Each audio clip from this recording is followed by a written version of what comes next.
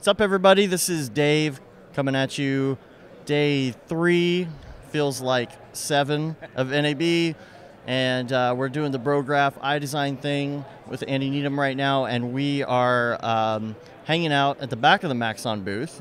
And there's 3 things I want to talk about today. Number 1 is lynda.com, which you do tutorials for. Right. Yep. Lots of training on there. I've been doing that for since about 2013. So I do mainly Cinema 4D tutorials. It's about getting people up and running, giving them the essentials to have the confidence to take on those bigger projects, because they've got that firm foundation of how to use the software.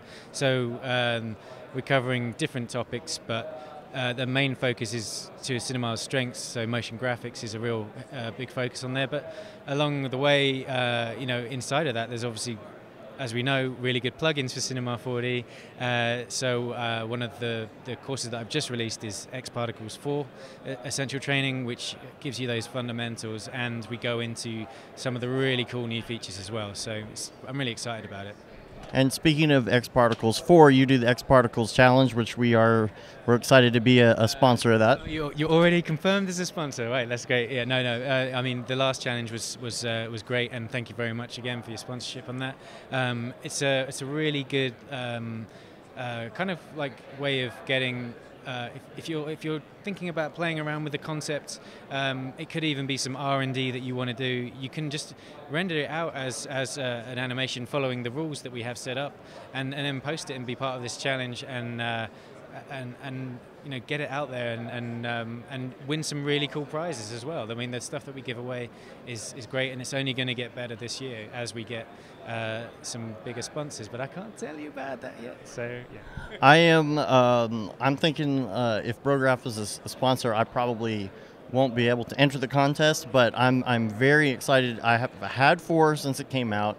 Haven't had much time to play with it because I've been busy, and I see all this great stuff, and I'm so excited to start messing around with it as soon as I get back from NAB. That's great. I mean, the standard just keeps going up and up, and I think that's probably partly down to the way that people render the particles now. There's lots of options for that.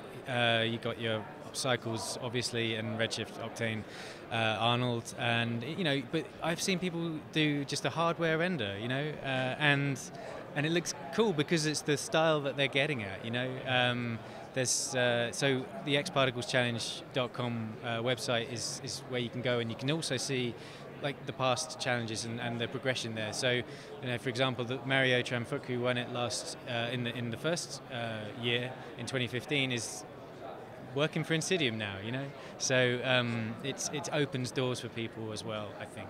Yeah. The other thing I want to talk to you about is Python, because I've dabbled in it a little bit, but it's kind of scary to me. And I haven't been able to sit. I've been doing interviews and stuff. Haven't been able to sit and really watch everything that you did, but it looks really cool in the presentation. And I keep hearing that it's getting easier and easier now to get into Python.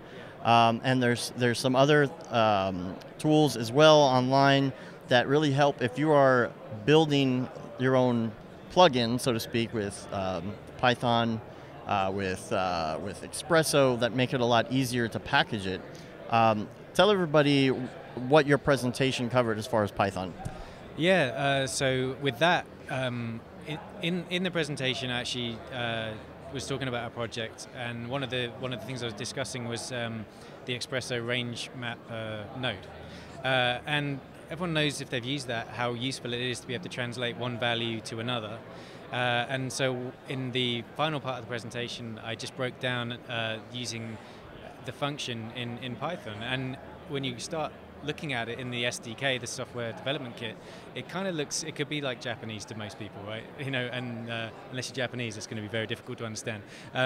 But I tried to sort of show that it's not that hard to do it, and really all we're doing is just putting these values in and linking up with user data, which is very familiar to people that are building Espresso rigs and stuff like that. So, but the good thing about, I mean, certainly using Python in R19, and I'm not sure if it works in earlier versions, but you can just drag and drop parameters into the expression editor and then just link them up. It saves you writing out all the code and it's just intuitive now that you can just you can do that. So yeah, it's. I mean, I'm ready to go back home on that as well and get started learning. Where can people find you online if they want to check out your material?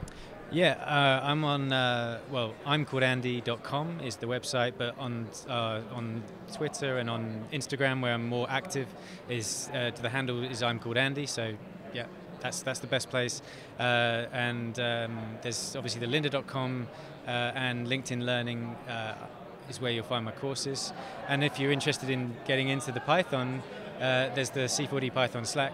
And in my Twitter account, I've just posted a link to join that. So, yeah, that'll be up for a while. And if it ever runs out, just send me a message, and I'll get you sorted. So, yeah. All right, we appreciate it. Stay tuned for more live from the floor of NAB 2018.